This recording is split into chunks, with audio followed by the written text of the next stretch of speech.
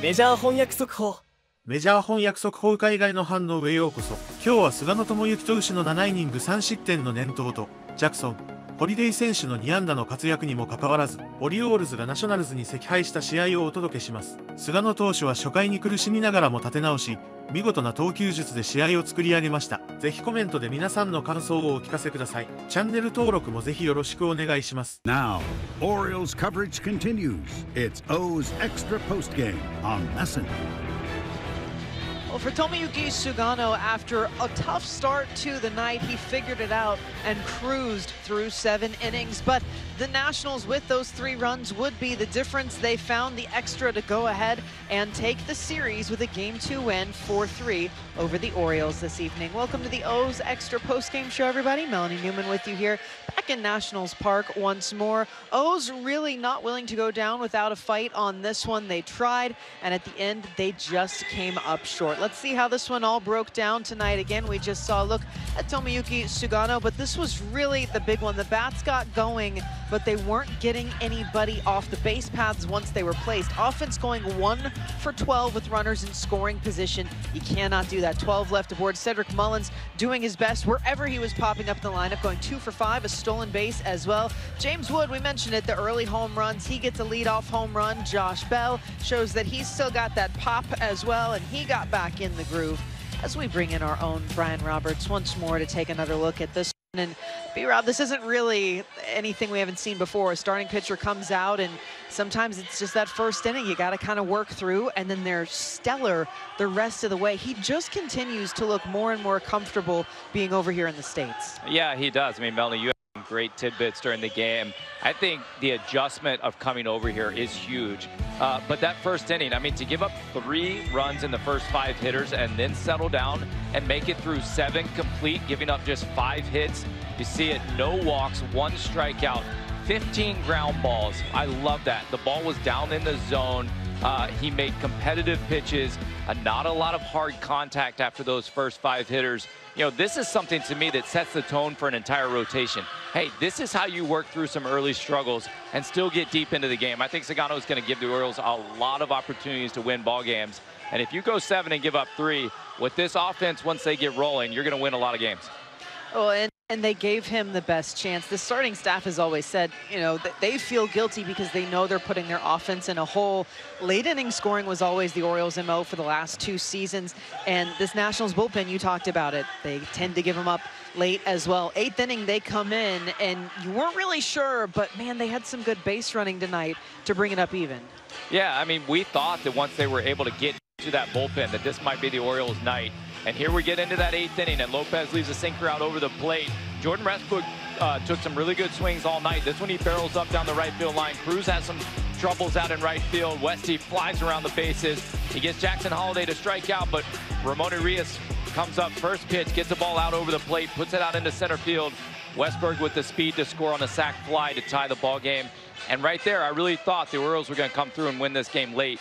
But when you leave as many guys out there on base throughout the course of the game as they did, you know, 1 for 12 with men in scoring position, a lot of times that's just not going to get it done. Well, a lot of attention, unfortunately, paid to C.B. Buckner behind home plate tonight as well. You had the gunner strike out. And then we have to look, because, again, we talked about this, the fact that the Orioles are the most affected team in the league by what's called at the plate this year. And once again, it happens to where it affects the Orioles pitcher this time. It's Gregory Soto facing James Wood. Yeah, it's the old adage. If you don't have to talk about the umpire, you know he had a good night. CB, I think, had a tough night tonight. And you see some really good pitches from Soto. There's no doubt Wood put together a good at-bat, but that is strike 3 right there. And it changes the entire complexion of the game. Certainly that inning.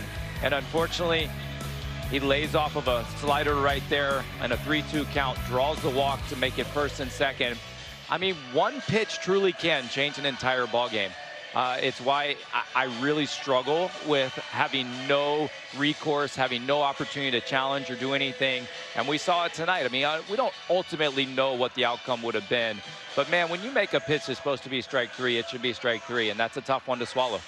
So wanted to ask you about this because talking to Jordan Westberg before the game, he said, look, I know it's a cliche, but I really am just trying to focus on the positive, what we are doing right. But when you get this close, like, this team doesn't want participation trophies. No. So do you take anything away that, hey, look, we did put the ball in play today, it is maybe a step in the right direction, or is it just even that more heartbreaking because you were that close? Yeah, I mean, to be honest with you, as pro athletes, I don't know that you walk away with a consolation night like you say. I mean, you don't. It's a loss, period. And when you look at it, I mean, they did some good things, but I don't know that there were enough good things to walk away being like, oh, man, I feel so much better, you know, leaving the ballpark with that loss tonight. I mean, the one thing that you can look at is certainly Sagano. You take that as a positive. But besides that, no, you don't walk away from here with any better vibes than you walked in today, unfortunately. Well, we'll see. Third and final chance is going to be the lucky one tomorrow. We all get to hang out here once again, B-Rob. So we'll let you get out for the night. Thanks, Nolly.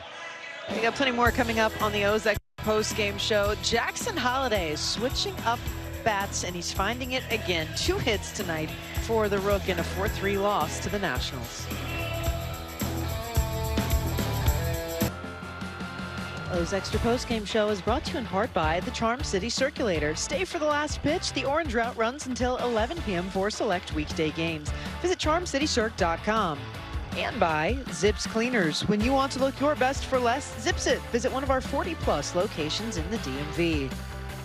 Orioles close, but unfortunately it's the Nationals who score the final run in the 8th to make sure that they sent the Orioles home. Nationals take the series, something that we have not said for quite some time in this battle of the Beltway. O's limit the damage for the first time in the last 3 games, but they've also only scored 5 total runs in that span as well. So it's time that we send it down to the clubhouse to hear from manager Brandon Hyde. I'm really happy with how we played. I think we play baseball like that, we're going to win a lot of games. I thought we competed really well offensively. We hit a lot of balls hard that we weren't rewarded for. I thought we took really good at bats for the most part. Did a nice job running the bases. Be able to give up 3 runs the way we did early and then scratch back to tie it. I'm proud of that. We have had a tough time doing that. And then for Tomo to give up 3 runs early and then settle in and go 7, I thought that was fantastic. And you know, just a double play ball that you know, unlucky for us there, and a sac fly, and that beat us. Did it allow him to settle in? You know, he hung that one to Bell there in the first, but I thought he mixed really well after that. Didn't show any sign of that he was getting tired or. Just knows how to pitch, and really did a great job of mixing speeds and keeping them off balance for 7 innings. You hope that the rest of your rotation can look at how Tomo was sort of unflappable after a tough start to get through 7, take some notes from that. Yeah, you know, we're giving up some runs early some nights, and offensively, you know.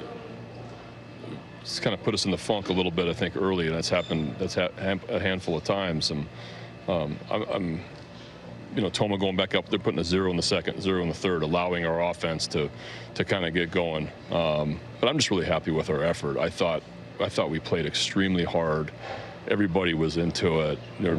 Nobody's satisfied with how we're playing, and you know, we're just a little short tonight. But really happy with how we played tonight. Particularly with Westberg and Holiday. I mean, were those the ones, the bats that you were most pleased with? Yeah, I mean, you know, we got a lot of guys grinding offensively. Gunn there in the 9th inning, get a leadoff single, a hustle single. Westy, who's been, you know, having a tough couple weeks, you know, a triple off Lopi there in the right field corner, a great piece of hitting. You know, unfortunately, Rutch has a great piece of hitting and lines out. Guy makes a great play up the middle. So the breaks are kind of hard to come by right now a little bit. We can't feel sorry for ourselves. We just got to continue to play that way. It looked like Soto got some tough breaks and some calls there. I just saw that now, yeah. Did you just kind of feel like he didn't respond well to maybe, you know, those situations that he was thrust into? What's that now? He didn't maybe respond well after they didn't get the right call. I thought you got a ground ball and just kind of a little bit too much of a hop to turn it. And a sac fly, so you know, didn't get hit hard. You know, the walk, which he got squeezed on a pitch, which hurt us in the end. So you know, I thought I threw the ball fine. I could could have been the other way very easily. When Westbrook slid into home in the 8th, it looked like he came up a little gingerly. Is he okay? Have you talked to him? He was fine. Yeah. Well, it's time for tonight's edition of Who Am I? Won 20-plus games, 4 straight seasons, 13 years for the Orioles, and a final year for Montreal in 1975. You've got the break to figure out who this Orioles pitcher is. All right, I won 20-plus games, 4 straight seasons, 13 years for the Orioles, and final year for Montreal in 1975. Who am I? This Orioles famous pitcher should live in your hearts very, very fondly. It is Dave McNally, the big 1-9 on the mound. Some dominant years for Orioles pitching, and they're looking to return to that again. Now, someone who has been carrying this rotation so far that you probably didn't have at the top end of that list to start the season has been Tomoyuki Sugano. Again, some hand cramps in his debut in Toronto. After that, his own staff back in Japan has been correcting his mechanics from afar while watching on television, and the result is back-to-back 7-inning appearances, 2 runs his last time out, 3 here tonight. That's quality for both, and he's in the clubhouse after his start with his interpreter, Yuto. After a tough first inning there, what do you feel like you did well to settle in? 一回ちょっと苦しみましたけど、その後結構いい感じで投げれてたと思うんですけど、なんか要因はあったんですか？まあ気持ち切らさずに丁寧に投げるっていうことだけを意識して、はい、気をつけました。I made sure I just keep going, attacking the zone. That was what I was thinking. How difficult was that first inning for you, Tomo? 初回、ちょっと難しい感じだったと思うんですけど、心境的にはどうでした？まあでもカウント悪くして打たれるべきくして打たれたような気がしますし、そこは全てだと思います。I put myself in a bad count, so that's what the outcome was. How much pride do you take in being able to complete 7 innings, 2 starts in a row, give some length for a rotation that hasn't had many deep outings? もうこれで2試合連続で7回投げるっていう形で、チームを助けてるような感じだと思うんですけど、それに対してやっぱりいつもやっぱプライドを持ってできるだけ長くいこうっていうようなプライドはありますか？もちろん投げるからにはね、長いイニングをって思ってますし、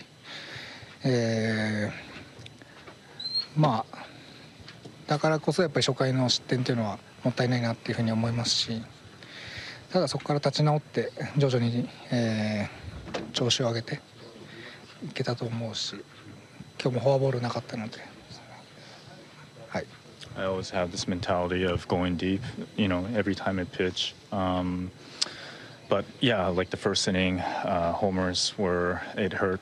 But I didn't have any walks today, so that was a positive outcome.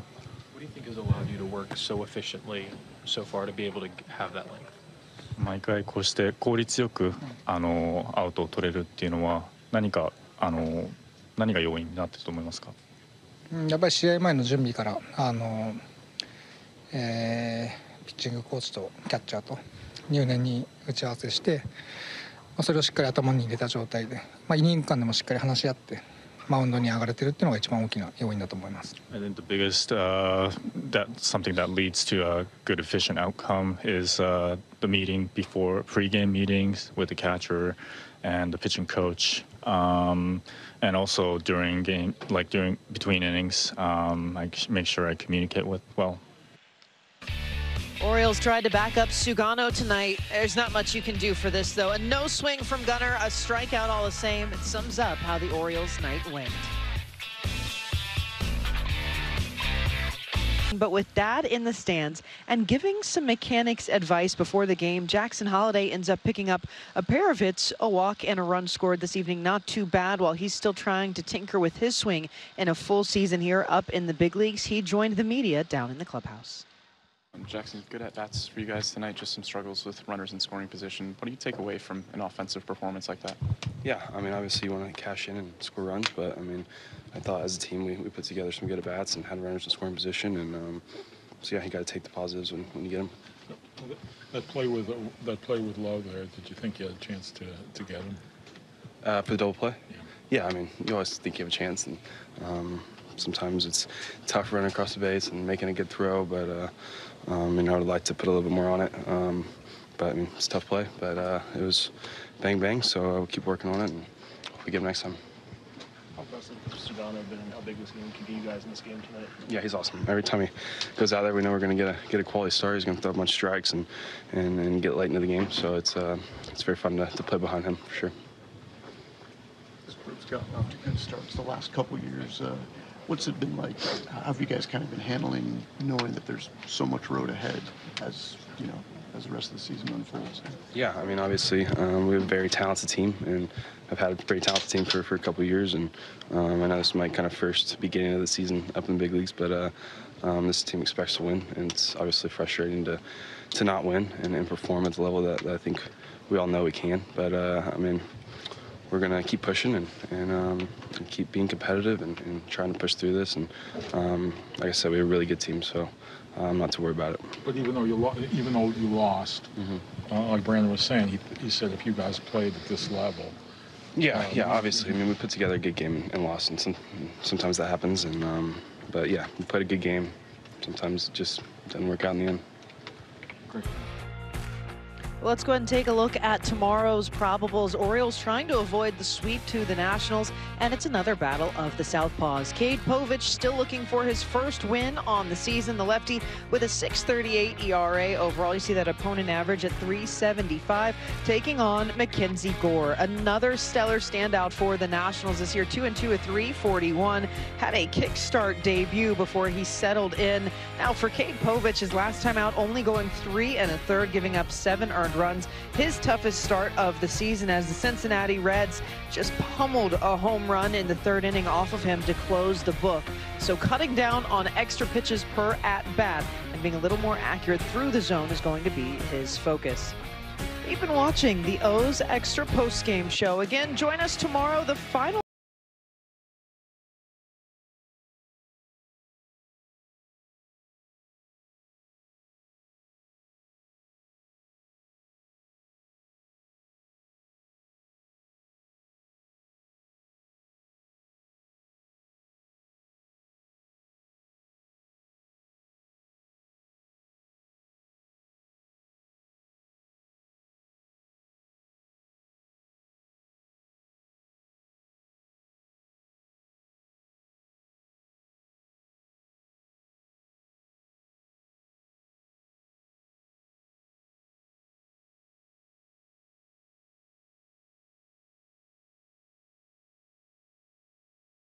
オリオールズは今夜、惜しくも4対3でナショナルズに敗れました。菅野投手の7回3失点の好投と、ジャクソン、ホリデーの2安打の活躍が光りましたが、得点圏打率12打数1安打と打線が冴えず、チャンスを生かせませんでした。明日の試合ではケイド・ポビッチがマッケンジー・ゴアと対戦します。この動画が面白かったと思った方はチャンネル登録、高評価お願いいたします。ご視聴ありがとうございました。